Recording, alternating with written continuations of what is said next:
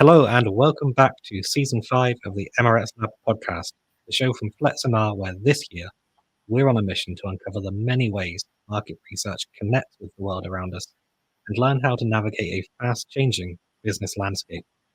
I'm really excited to be joined today by Charlotte Vicary, co-founder of the Customer Closeness Company, or as two-time award-winning Small Agency of the Year, to talk about what it means to build a culture of customer curiosity and what impact that can have on your brand. Charlotte, welcome to the show. Hello.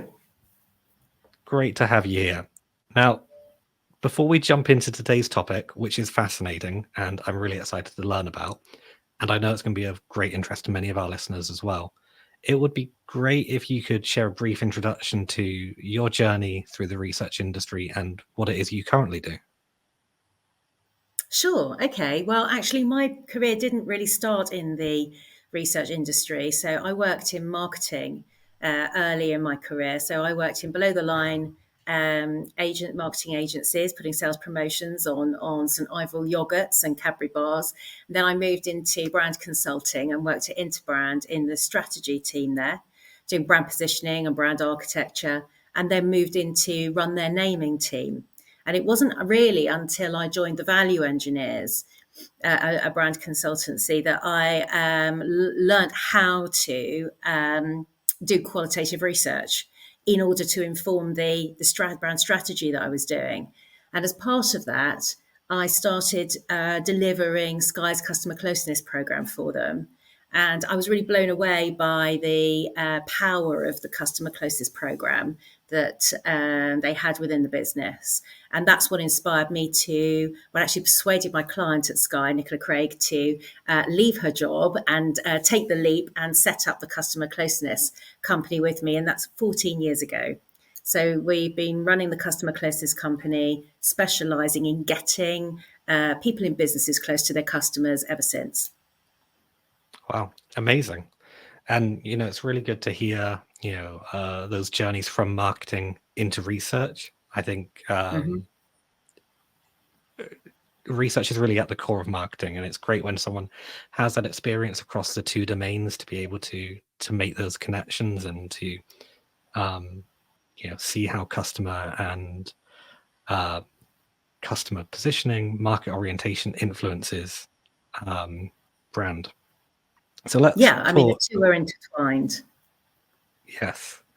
So let's talk customer curiosity then. And I guess to get us started, what is customer curiosity? How do you define it?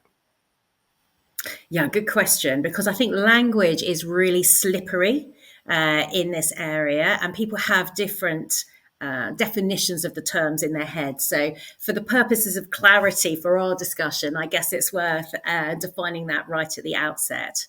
So for me, and the way we talk about it at the Customer Closeness Company, customer curiosity is all about taking a purposeful interest in your consumer and their wider world. Yeah.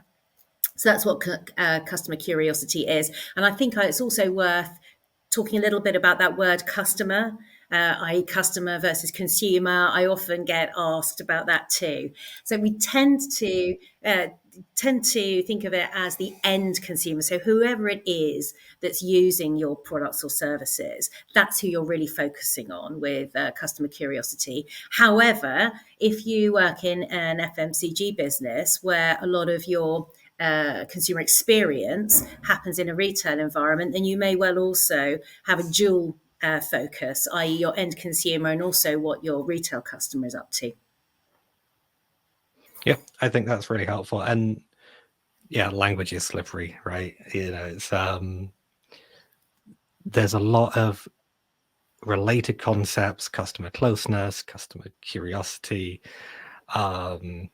customer obsession has gained a bit of a following in recent years. And I think it's really helpful to have that kind of clarity of what it is you're trying to achieve.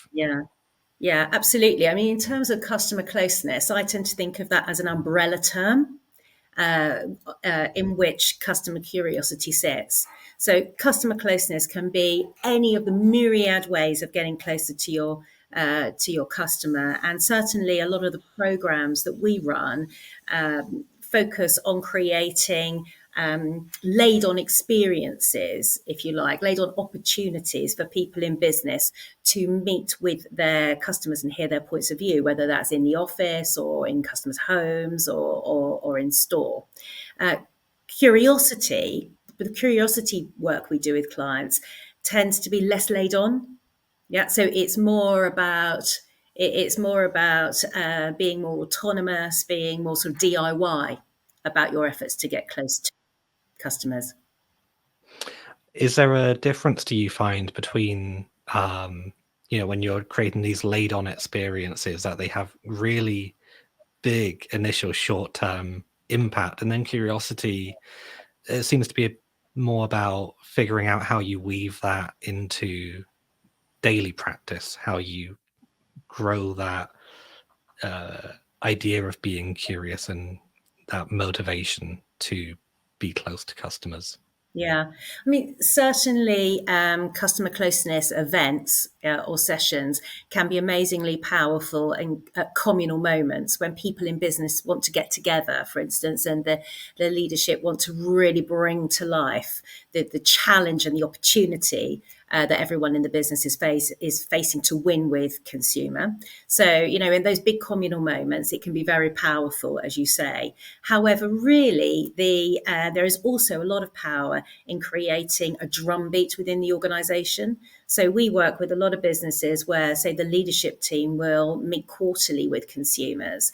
And I think it's over time almost hearing the same things again and again and again that builds the instinct within people and the confidence to act on what they're hearing. They may well be hearing it in the data as well, but there's something about the combination of seeing it in the data and hearing it in customers' own words, seeing the whites of their eyes and hearing the emotion that comes with those experiences that can be very galvanizing.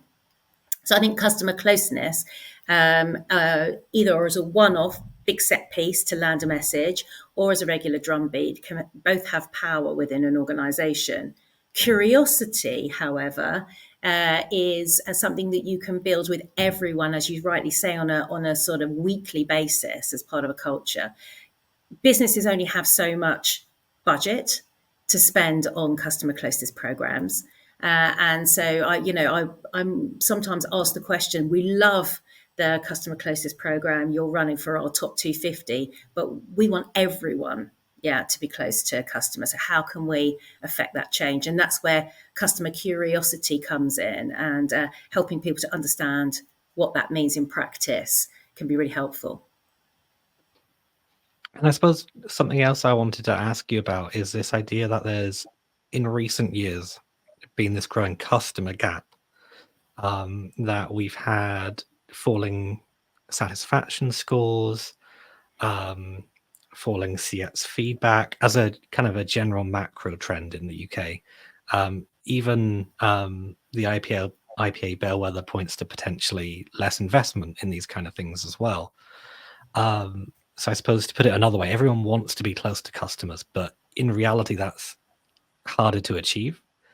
What's your view on that gap between desire and reality, and how does curiosity address that challenge?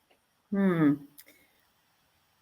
mean, I think you paint quite a black and bleak picture of what's going on out there. I think there are some brands that are doing a fantastic job at creating brilliant customer experiences. But certainly, I think I certainly recognize it in myself, and I hear it from others. We have high expectations of brands and not very much patience, these days. And high expectations of how they will use tech as well to give us great customer experiences, how they will use our data wisely and well to sort of like smooth our passage through our day. And anything that contravenes that gets short shrift. The challenge, I think, for a lot of people trying to serve customers well in business is that there are so many competing priorities within business.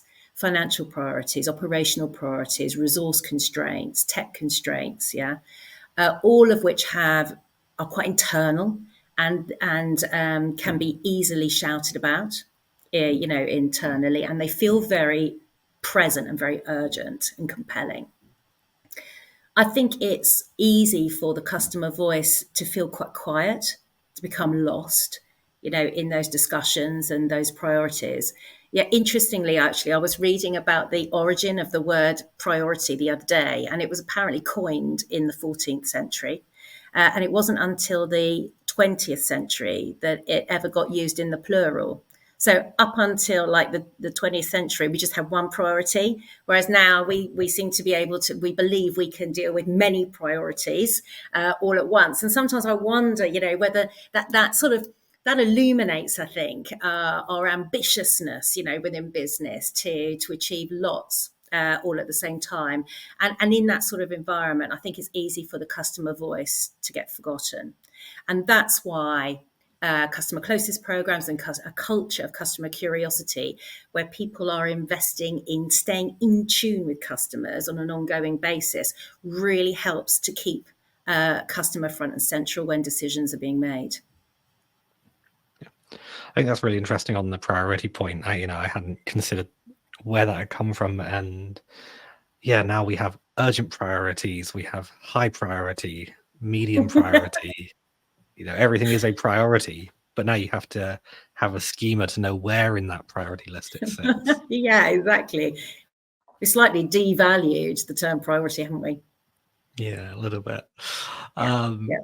So what are some of the tools, the methods, the things you use to grow that culture and that curiosity within a business? Yeah. Well, our sort of ventures into this space started off with customer curiosity toolkits. Because what we found is when we started to talk to people inside businesses about being curious, everybody was up for it, but they were like, well, what does it actually mean? I mean, as you said, Chris, earlier, customer obsession is a term which a lot of businesses talk about. I mean, you can't move for websites that say we're passionate about customer, we're customer led, we're customer centric, we're customer obsessed. But what that practically means, for me on a Tuesday morning is less clear, I think, to a lot of people. So our toolkits were an attempt to, or are successful, actually, attempts to give people 3 simple things they can do in under 30 minutes to be curious about customer and get something out of it. So those toolkits that we say, there's 25 to 30 toolkits, most things you can do, activities in them, most things you can do yourself.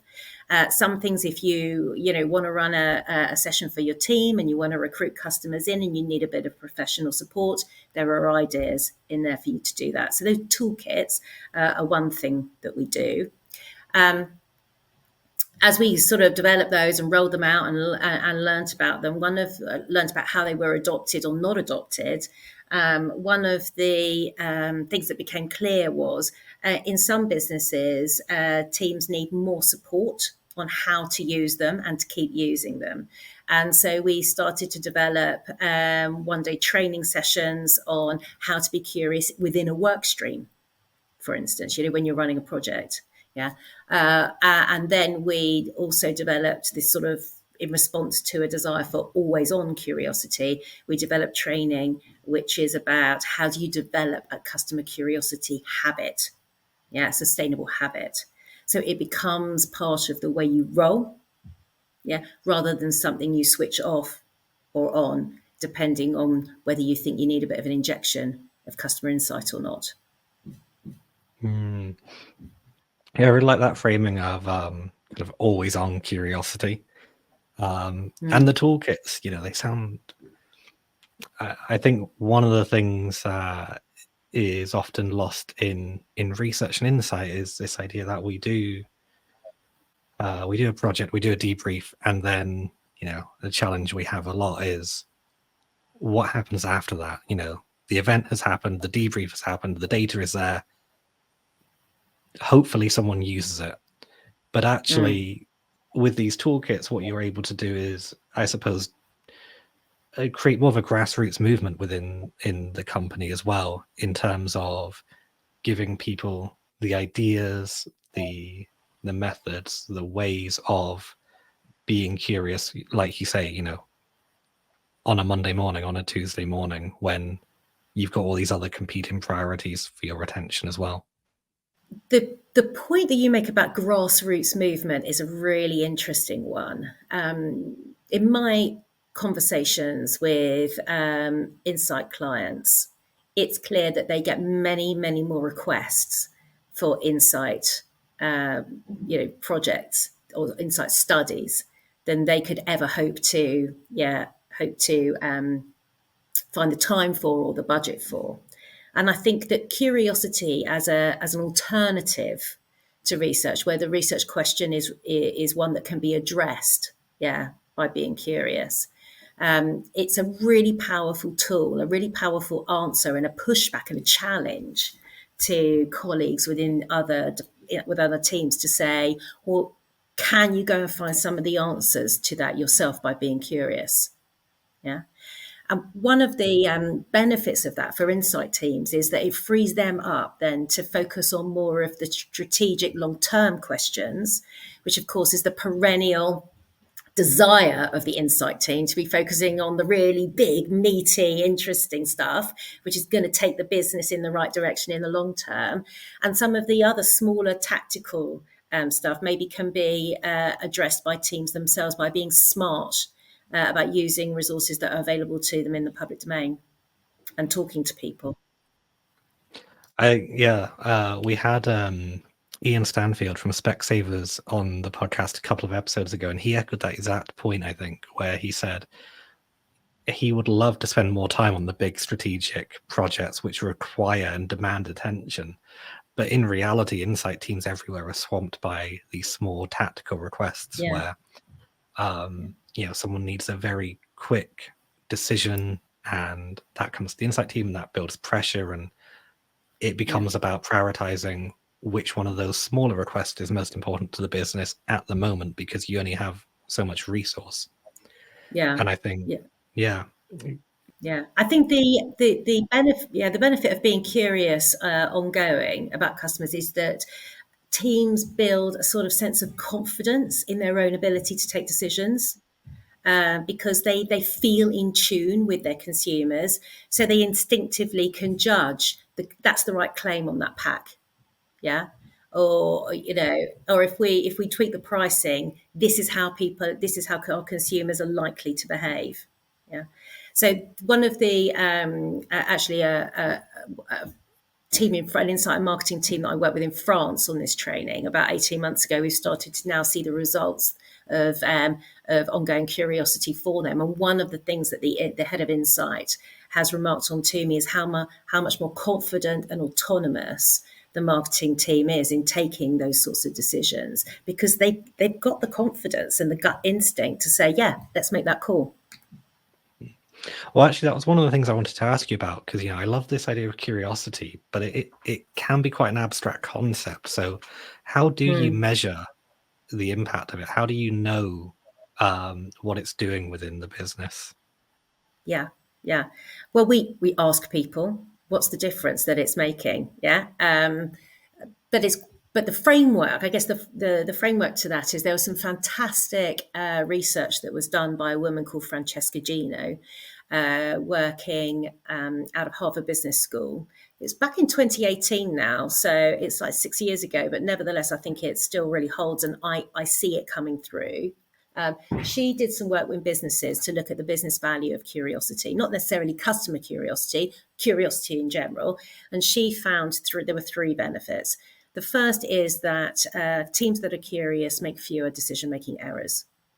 Now, I think that's because you're not relying on lazy or old, out-of-date stereotypes, or information. The second is that you find that people are more innovative, in creative and non-creative jobs.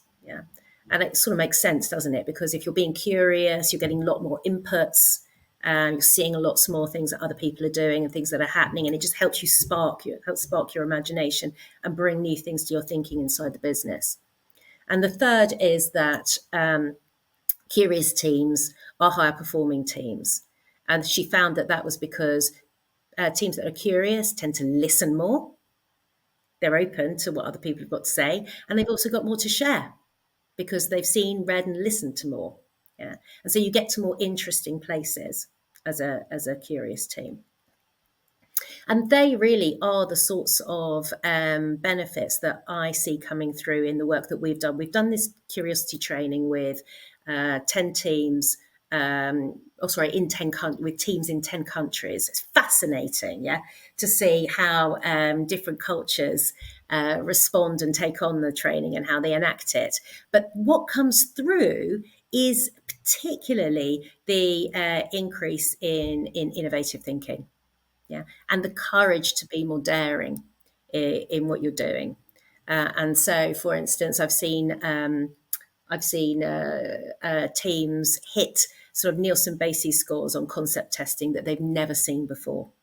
Yeah, because they have been much more innovative in the way they have thought, but it's been rooted in their understanding of their own understanding of their target customer through spending time getting to know them.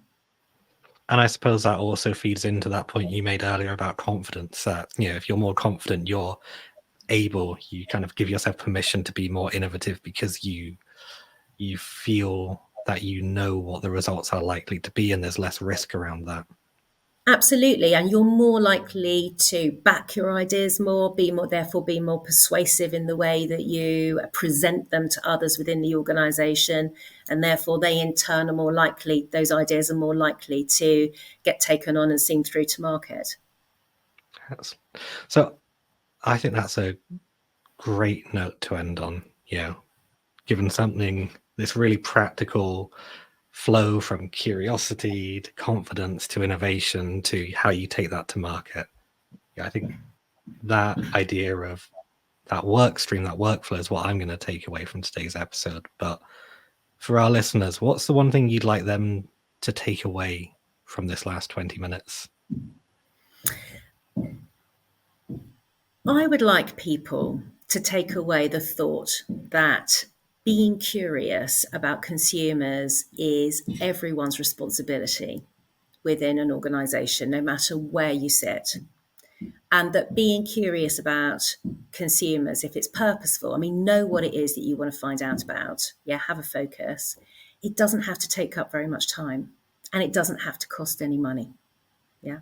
So 15 minutes, a couple of times a week, keep doing it, and you'll be amazed how much understanding and excitement, yeah, you can get from being curious about your customers. Amazing. Well, thank you, Charlotte, so much again for joining me today. It's been a fantastic episode. And thank you to everyone listening as well. We're so glad you joined us. We'll be back next month with another episode exploring the frontiers of market research and insight. But until then, I've been your host, Chris Martin, and this has been the MRX Lab.